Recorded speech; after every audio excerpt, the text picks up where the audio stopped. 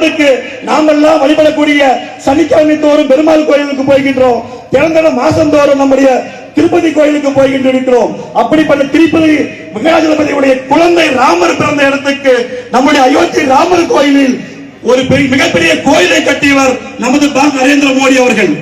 இந்துக்களுக்கோசரம் நம்முடைய வாழ்க்கையை அர்ப்பணித்துக் கொண்டிருக்கக்கூடிய நம்ம நரேந்திர மோடி அவர்களும் இஸ்லாமிய மக்களுக்கு மிகப்பெரிய ஒரு உறுதுணையாக பெண் குழந்தைகளுக்கு தலாக் தலாக் தலாக் என்றால் அந்த உறவு அந்துவிடும் என்று கூறிய இஸ்லாமிய சட்டத்தை கிழித்தெறிந்து தலாக் என்ற சட்டத்தை நீக்கியவர் நமது பாரத நரேந்திர மோடி அவர்கள். அதனால் யாரும் இந்த 7 நாட்கள் இன்னும் 6 நாட்கள் யாரும் தூங்கக்கூடாது. வாடு வாடா போகணும், வீதி வீதியா போகணும். ஒரு திமுக கார ஓட்டு கேட்கறதுக்கு கோட்ட பாட்டை எடுத்து சொருவிக்கிட்டு தலை நிமிர்ந்து ஓட்டு கேட்கிறான். நமக்கு ஏன் சார் கூச்சம் வரணும்?